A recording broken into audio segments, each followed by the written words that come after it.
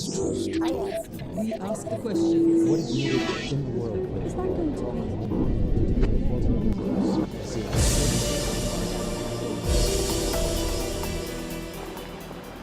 There are more than 30 million Kurds, most of them living in an overlapping area of Iraq, Iran, Syria, and Turkey.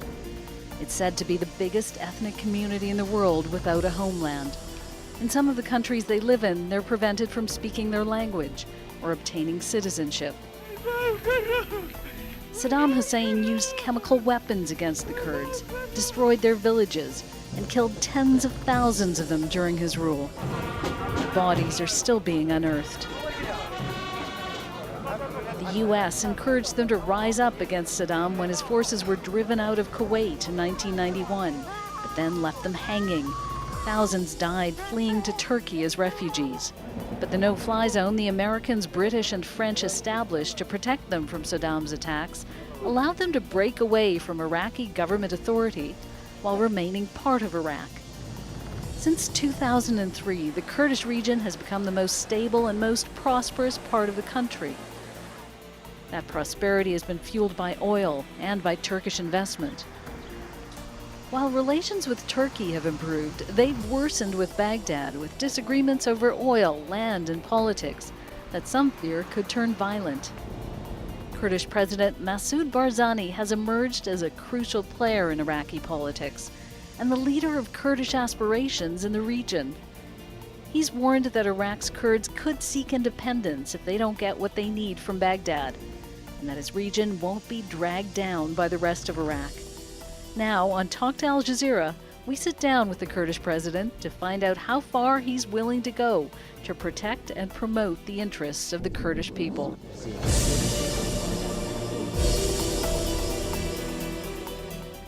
President Barzani, thank you so much for talking to Al Jazeera. This region has been through 2 wars, sanctions, fighting inside, attacks from outside. It seems more powerful and certainly more autonomous than it's ever been. But do you still feel that you're in a struggle for survival?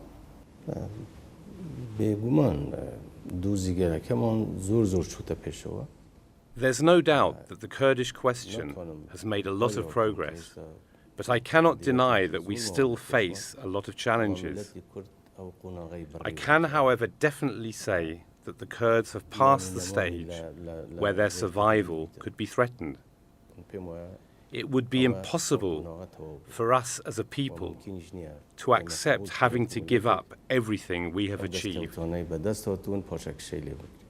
There's a real crisis going on in Iraq, and you warned just a few months ago that if it continues, that the Kurdish region could seek its independence. Are you still prepared to follow through on that? If I can make clear what exactly it is that I said, it's this: that Iraq is facing a serious and genuine crisis, and we have 2 kinds of problems. One is a general problem for Iraq as a whole, and the other is problems between the Kurdish region and Baghdad. We've called for genuine reform for the problems, the Iraqi-wide problems, and also the ones between the Kurdish region and Baghdad. I call upon the Iraqi leaders, if they are ready and willing, to come and talk to us. We are ready to do whatever we can to help solve these problems. If the other Iraqi factions are not ready to follow us, then I will go back to the Kurdish people and ask them to decide what needs to be done. And I'm still saying the same thing. And do you feel now, given that there hasn't really been much progress between Baghdad and Erbil, do you feel now that you will go to the Kurdish people in September and ask them in a referendum whether they want independence? Frankly speaking, the current situation is not acceptable, and we will not allow it to continue. Our people cannot tolerate it, and I'm sure the Iraqi people will not accept it either. Certainly, at some point, I will go back to the people, but I'd first have to consult with the political parties in the region. I have to consult with Parliament. This is not a decision for me to make alone. But certainly, the moment we feel disappointed and lose hope of solving the problems and getting out of this crisis, then I will go back to the people. But before that, I have to consult with the political groups here and with Parliament. There has been an attempt for some months now to actually have a vote of no confidence in Prime Minister Maliki. It seems to have failed. Do you hold out any hope that he could be replaced in the next 2 years before the next elections? The process has not stopped, and the issue of questioning the Prime Minister in Parliament will continue. This seems to have become quite personal. You helped Prime Minister Maliki form a unity government. In fact, you helped him become Prime Minister, and there seems to be a feeling that he has betrayed your trust. How much of this is personal between Prime Minister Maliki and yourself, given the history over the last 2 years? I will not, under any circumstances, let the problem become personal. Of course, I had a lot of trust in Prime Minister Maliki because of our long-standing relationship. I've lost hope in him as a result of what has happened. I sometimes thought at meetings, if Maliki were here instead of me, he would defend the Kurds the way I did. But unfortunately, instead of that, the first opportunity that he had in 2008, he ordered in the tanks against the Kurdish people. That was in Kanakin. When he did that, that was when I started losing trust in him.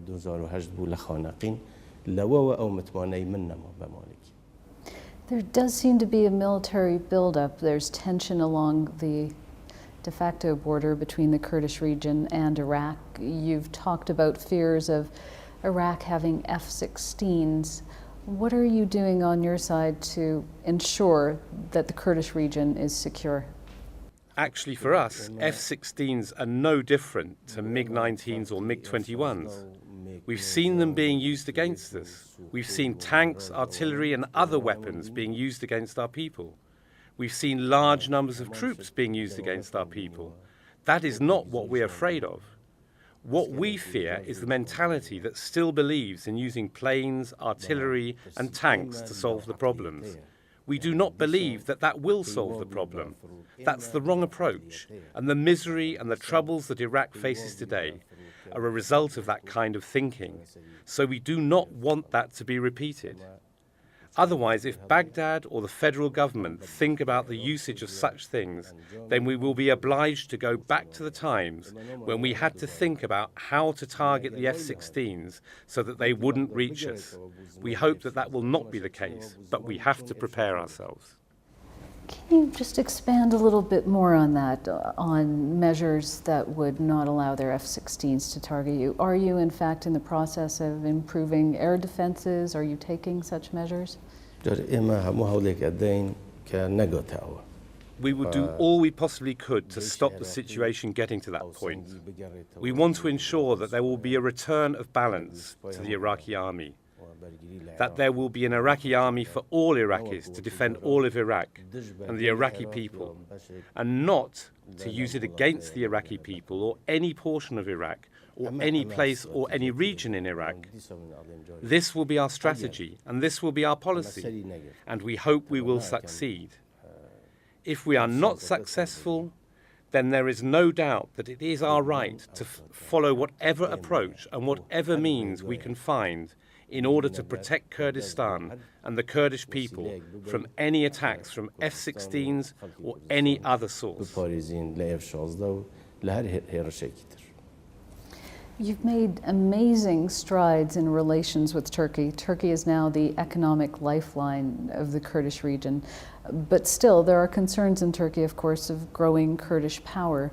Do you believe that Turkey would allow a Kurdish region that is not just economically more powerful, but militarily more powerful? I believe that the Kurdish region has shown itself ready and willing to have good economic relations with all of our neighbours, and there has certainly been significant progress in our relations with Turkey.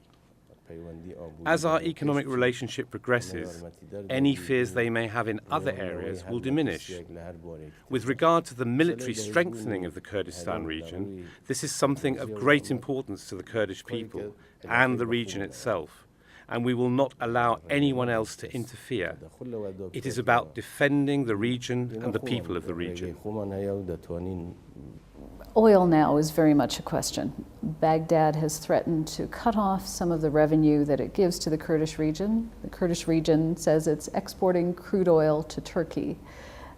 one of Prime Minister Maliki's advisors has warned that things like this could actually lead to armed conflict. Where does this stop? It is clear that some people in Baghdad do not harbour any goodwill towards the people of Kurdistan, and they are simply hostile to the Kurdistan region. This is not a legal or constitutional issue. They simply want to stop progress in the Kurdistan region. And this is our conviction. Actually, none of the contracts we have signed have gone against the Constitution. In the 2007 oil and gas law draft, there was a proposal that was prepared. It was supposed to go to Parliament, and there were annexes that said that if until May of that year the law did not pass in the Iraqi Parliament, then both sides could continue signing contracts. They were the reason behind the law not going to Parliament. And the only question is this: why didn't they allow the law to pass in Parliament? I'm not saying that we're correct in everything we have done or everything we say. There may be some issues on our side as well. But let's sit down and talk. Let's look at it. We have not done anything contrary to the Constitution. All of it has followed the Constitution. However, the moment we find any area in which we violated the Constitution, we are happy to admit it and remedy it. But whatever we see at the moment, it's just hostility towards Kurdistan, and that's being used as an excuse. Instead of having this kind of animosity against us, they should respond to the Iraqi people. They've spent $27 billion on the electricity sector. Can they explain to the Iraqi people what has happened to that money? Look at it and ask the people what is going on with the electricity sector in the rest of the country. Let them respond to these questions and spend their energy on that instead of on hostility and working against the Kurdish people. They should expend their efforts providing services to the people of Iraq. Now, I would say the best way forward would be for talks to continue so that we get the oil and gas law passed in Parliament. The moment it passes, that will be the great chance for problems to be resolved. In contrast, if we wait for a personal decision by someone in Baghdad, that will not help. And of course, cutting the budget for the region from Baghdad, that we would consider as a declaration of war, and Baghdad would be held responsible for whatever consequences follow. What does that mean if they do cut the budget and you do consider it a declaration of war? What does that mean? What's the next step? The moment they cut the budget, that would be considered a declaration of war. It's obvious when you say there's a declaration of war. It's obvious what that entails.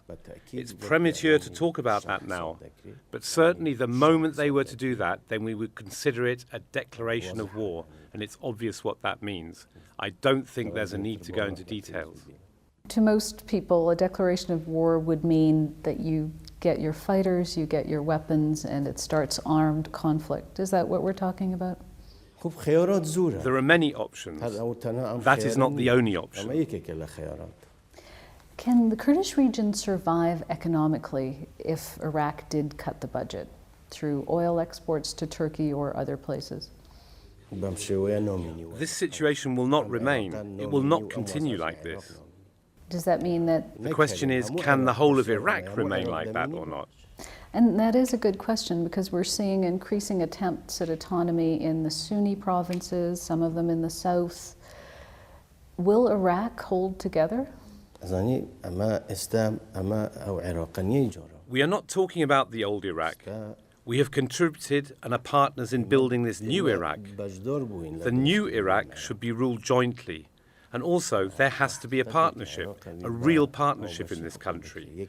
It is not about one individual or one group ruling the country. That is exactly what the problem is in Iraq today.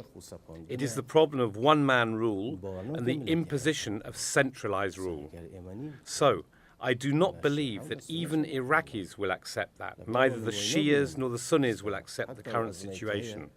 And it is not the case that with this crisis, a single group would be able to lead Iraq towards an unknown future. That is not something the rest of the Iraqi people will accept. I don't believe they will accept this kind of approach, that someone imposes his will. So either we have a genuine partnership in this country, or the people of Iraq, the Shias and the Sunnis, will not accept the current situation. In the Kurdish region these days, young people don't speak Arabic, they don't learn it in school. You have your own economy, your own services, you even pretty much control the borders. What is there still that ties the Kurdish region to Iraq? Of course, Arabic is the official language in the country and in the region, and the Arabic language is studied here in the region. That is a continuation of the policies of the last 30 years. And just to correct your information, Arabic is being studied here in schools in Kurdistan. As far as the second part of your question is concerned, that is precisely the reality and the truth that we want to be considered and we want people to be convinced of. Iraq is two main nationalities, Arabs and Kurds, and we have decided this on the basis of a voluntary union. So this is the fact and the truth. We want it to be recognized and accepted. The moment we are recognized and accepted, there will be no problem.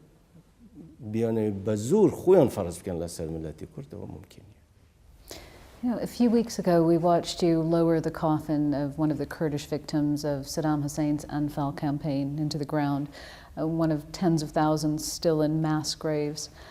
How much has that affected the history of this region? This is, of course, a deep wound. We will never forget that. I'm very proud of being one individual among the Kurdish people because our people have had their suffering and pain, and they don't think about retaliation or revenge after all the tragedies that have happened to them. As far as I'm concerned, the remains of that martyr, I don't know if he was a man or she was a woman.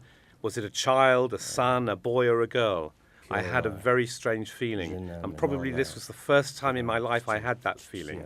But I thought he was my brother, he was my son, she was my mother, she was my daughter. It was a strange feeling. For me, I'd never felt it before. It really touched me.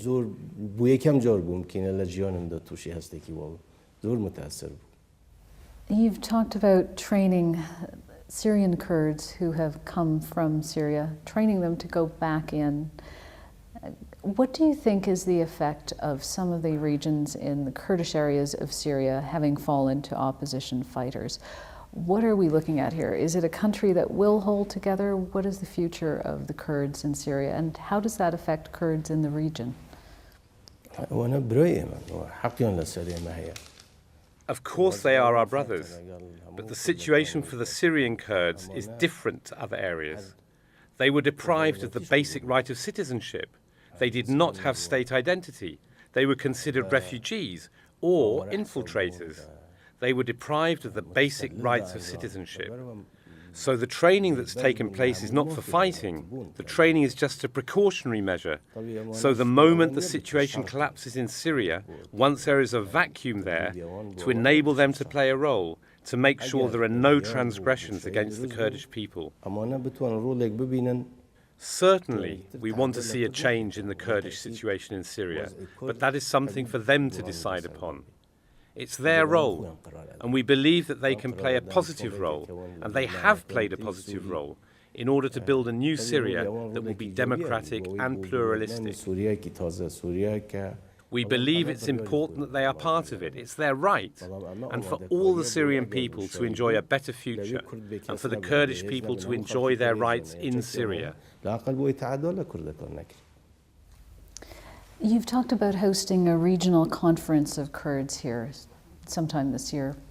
That would be an extraordinary step, possibly the most important, the biggest gathering of Kurds in the region. Do you feel, with everything going on in the region, the Arab Spring, the changes going through, are you on the verge of creating a more powerful Kurdish community across the borders?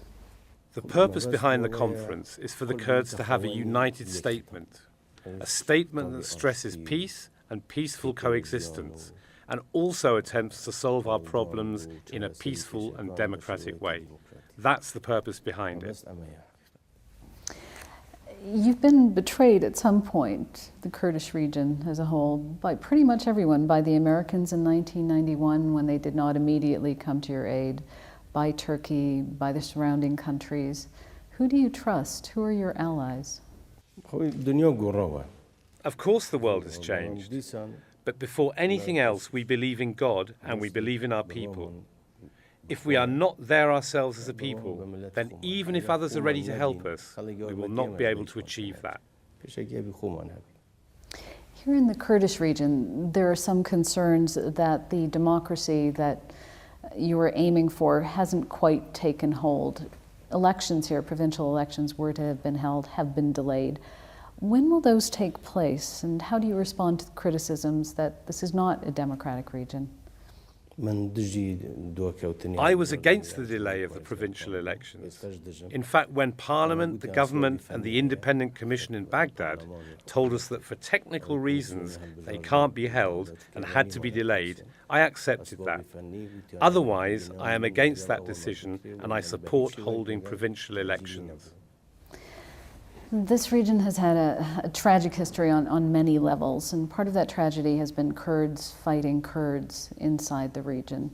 In the 1990s, the other major Kurdish faction appealed to Iran for help, and you appealed to the Iraqi government, to Saddam Hussein's forces, to help drive them out of Erbil.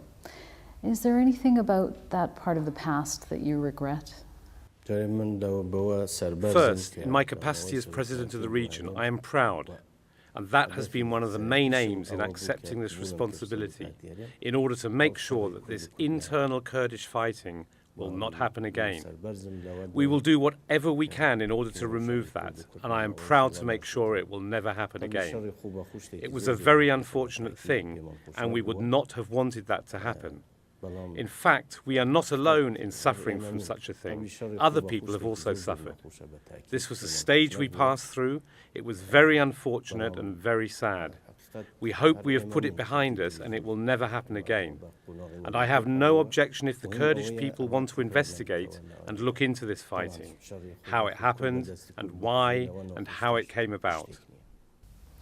Do you feel there's a gap between what the younger generation want, what they demand, in fact, and the older generation who have lived through all these tragedies? Some of the younger generation, for instance, believe the time is over for family members to be the heads of the National Security Council, for instance.